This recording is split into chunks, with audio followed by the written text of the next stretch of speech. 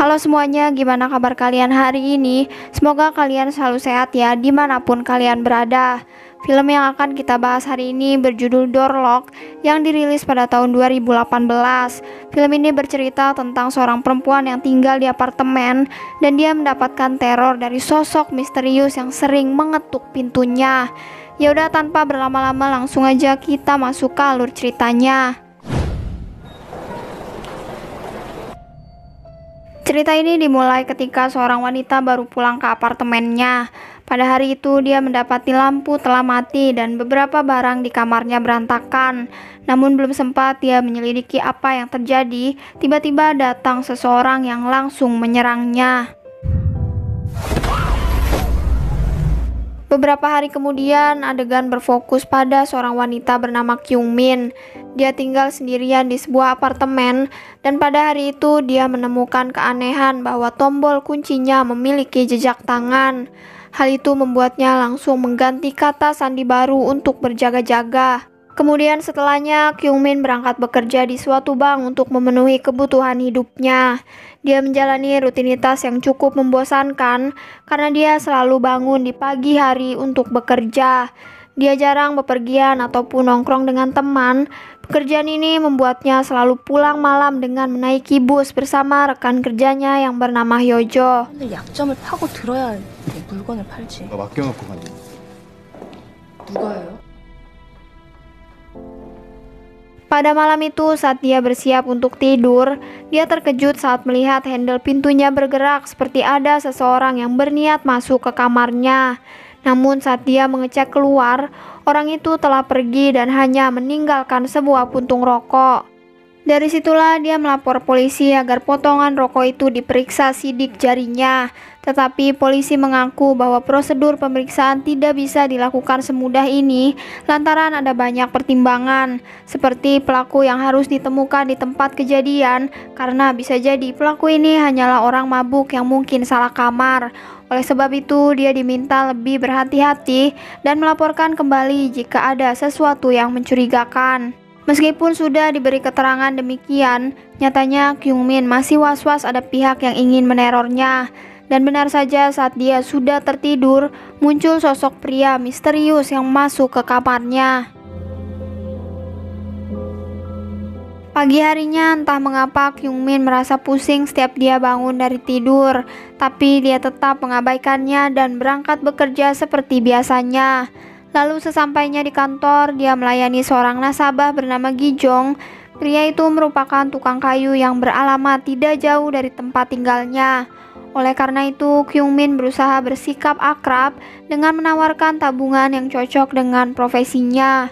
Namun ternyata pria ini malah kegeeran dan mengartikan keramahan Kyung Min sebagai ajakan berkenalan. Gijong memaksanya ngopi bersama sampai Kyung Min menunjukkan gestur terganggu yang membuat pria itu tersinggung. Dia pun memaki Kyung Min sampai atasannya turun tangan untuk mengusirnya. 일어나시죠. 안 그럼 경찰 부르겠습니다. 어? 꼬리 쳐놓고 그렇게 속물 쳐. Setelah melewati satu hari yang sangat melelahkan, Kyung Min langsung tidur saat dia tiba di apartemennya. Tanpa dia ketahui, pria misterius itu telah menyusup ke sini dan bersembunyi di kolong ranjangnya. Dia pun memberikan obat bius kepada Kyung Min. Itulah alasan mengapa setiap pagi dia selalu bangun disertai rasa pusing. Bahkan pria itu mandi sekaligus menggunakan sikat gigi yang setiap hari dipakai oleh Kyung Min. Dia juga mengelap sisa-sisa air agar tidak menimbulkan jejak, dan dia tidur di sebelah Kyung Min seperti berada di rumahnya sendiri. Keesokan harinya saat Kyung Min bekerja, atasannya mengabarkan bahwa dia akan diangkat sebagai pegawai tetap setelah kontraknya selesai. Pada hari itu juga dia tertinggal bus karena pulang lebih malam daripada biasanya. Di sanalah Gijong sengaja menunggunya dan kembali mengajaknya ngopi bersama.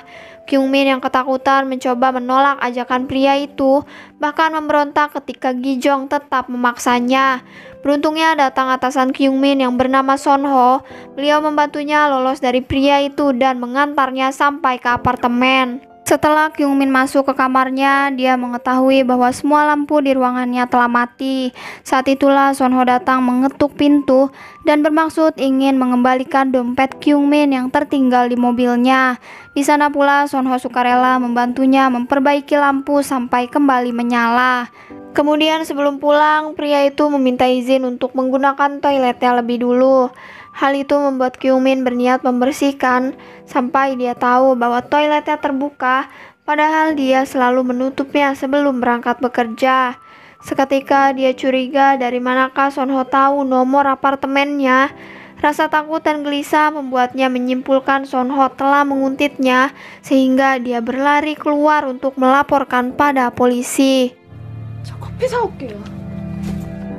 Berselang datangnya polisi, mereka justru dihadapkan dengan mayat Sonho yang tewas tercekik. Peristiwa ini sangat menggemparkan sampai Kyungmin diinterogasi oleh detektif bernama Lee. Dari beberapa bukti perkelahian, Lee menduga Kyungmin lah pelakunya yang bekerja sama dengan pihak ketiga.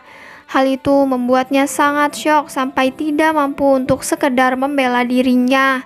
Namun pada akhirnya, dia dibebaskan karena kurangnya bukti-bukti. Dampak dari peristiwa tersebut, Kyungmin dipecat dari kantor dan dipandang buruk oleh semua rekan kerja, kecuali Hyojo yang masih percaya terhadapnya. Maka kali ini dia serius menyelidiki pelaku itu dengan meminta rekaman CCTV pada security. Namun ternyata security bernama Donghon mengaku bahwa CCTV hanya terpasang di lift dan tidak menjangkau lorong apartemennya. Oleh sebab itu, Kyungmin semakin yakin untuk pindah karena merasa tempat ini tidak aman lagi. 아무도 없습니다. Ketika dia sedang bersih-bersih, Kyungmin menemukan sebuah kunci yang tertinggal di kolong lemarinya. Rasa penasaran membuatnya menjelajah seluruh isi gedung untuk mencari pintu mana yang cocok dengan kunci ini. Dan benar saja salah satu ruangan berhasil terbuka dan menunjukkan milik seorang perempuan. Menyangka dialah pelakunya, Kyungmin mengambil buku tabungan gadis itu untuk diteliti. Dia membawanya ke rumah Hyojo hingga tahu kertas itu berisikan riwayat pembelanjaan barang yang sama dan waktu yang sama di sebuah minimarket. 아니야, 신고하면 또 나부터 의심받을 거야. 왜 언니를 의심해? Tepat pada jam 1 siang, keduanya nekat pergi ke toko itu tanpa melibatkan pihak polisi. Sambil terus mengirim pesan pada nomor tersebut, mereka menemukan terduga pelaku yang sedang membayar di kasir. Mereka pun mengikuti wanita itu sampai memasuki sebuah komplek perumahan yang sepi. Di sana mereka berpencar hingga Hyojo berhasil menemui wanita itu, sedangkan Kyungmin menemukan satu rumah yang terdapat tumpukan sampah baru. Berdasarkan instingnya, Kyungmin membuka kunci rumah dengan berbagai kode acak. Dan mengejutkan, pintu itu berhasil terbuka saat dia menekan kata sandi seperti milik pintu kamarnya. Maka tanpa berpikir panjang, dia masuk ke sana hingga melihat dengan mata kepalanya penampakan seorang gadis yang terbujur kaku dengan kaki yang terpotong. Dia pun langsung menelpon polisi untuk melaporkan penemuannya, namun belum sempat dia berbicara, pelaku itu datang sampai dia bersembunyi di kolong ranjang. Disitulah Kyungmin melihat pria itu memotong tangan sang wanita sebelum posisinya ketahuan karena HP-nya yang tertinggal. 여기서 뭐해?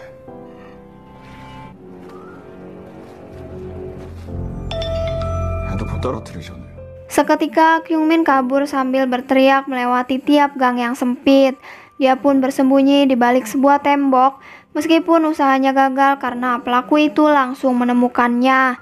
Dan saat posisinya terancam, Hyojo datang menyelamatkannya bersamaan dengan munculnya polisi. Tak lama kemudian, polisi menemukan mayat wanita itu di dalam tempat sampah, lengkap dengan kartu nama Kyungmin di tangannya. Sementara Kyungmin sendiri masih sangat syok dan dia hanya bisa memberi keterangan bahwa pria itu mengenakan sebuah jam tangan tua. 된 건데요. 예전에 그 유행하던 Dari sejumlah bukti yang dikumpulkan, polisi menangkap Gijong karena dia ditemukan menguntit Kyungmin sejak insiden perkelahian di kantor. Selain itu, dia juga menyangkal tiap pertanyaan dengan emosi dan dia tahu alat pemotong tangan korban merupakan gergaji, padahal polisi belum pernah menyebutnya. Hal itu membuatnya ditahan sambil mencari bukti lain yang menguatkan dugaan. Waktu pun berjalan hingga Kyungmin pindah ke apartemen barunya. Namun ternyata Gi-jong dibebaskan karena polisi masih kurang bukti. Pria itu pun langsung pergi ke apartemen lama Kyungmin dan dia memaksa security agar memberitahu di mana alamat barunya. Tak lama kemudian, sebuah paket datang ke tempatnya berisi HP-nya yang tertinggal saat mengejar pelaku. HP itu berisikan foto-foto yang diambil saat dia sedang tertidur. Lalu tiba-tiba sebuah panggilan video muncul dari Hyojo. Namun video itu memperlihatkan Hyojo yang direkam secara diam-diam oleh Gi-jong. Melihat temannya dalam bahaya, Kyungmin berlari panik menuju ke tempat tinggal Hyojo. Namun dia justru dijebak karena Gi-jong telah menunggunya dan langsung melakukan tindakan kekerasan terhadapnya. Hingga saat Kyungmin hampir dicekik, polisi datang membekuk pria tersebut.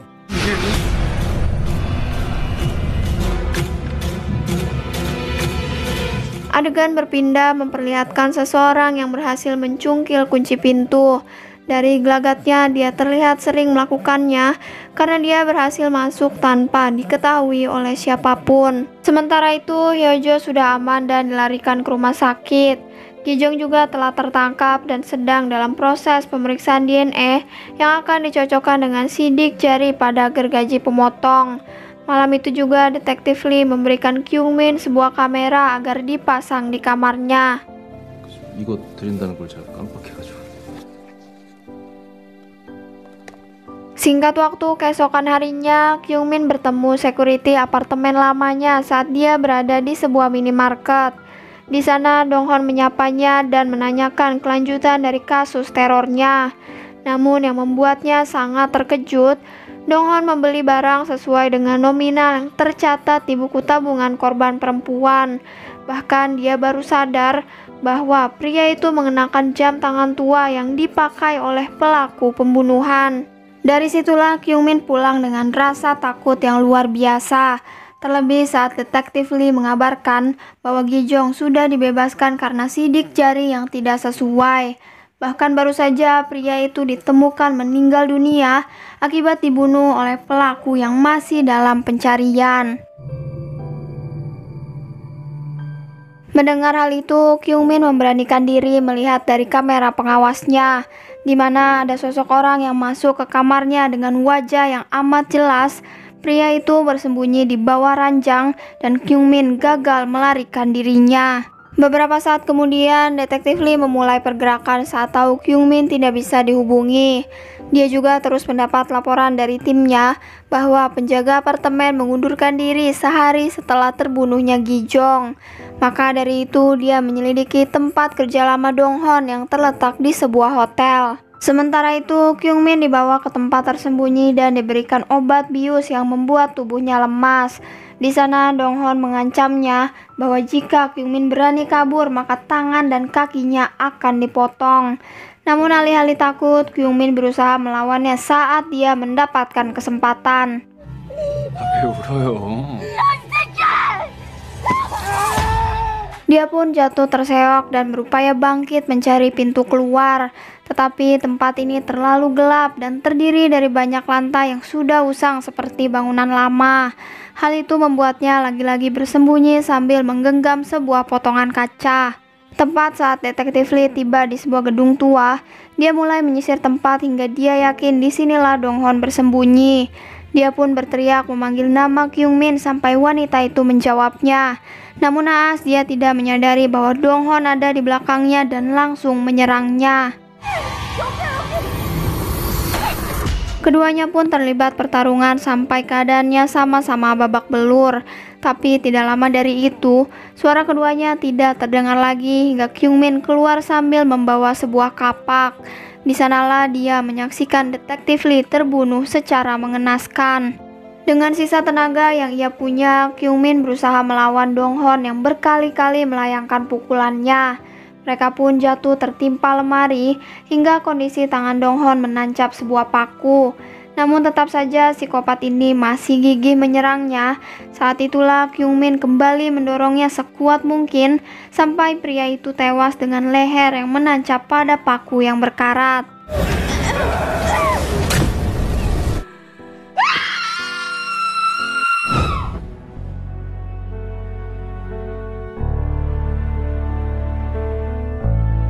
Film ini menjadi peringatan untuk siapapun yang tinggal sendiri agar tidak mudah percaya dan selalu berhati-hati. Kejahatan benar-benar bisa muncul dari mana aja dan bisa terjadi kapanpun yang tidak terduga. Pesan terakhir, semoga kita semua selalu dilindungi dari apapun jenis kejahatan yang ada di luar. Semoga kalian juga suka dengan videonya. Jangan lupa untuk like dan komen, dan sampai berjumpa lagi di video berikutnya.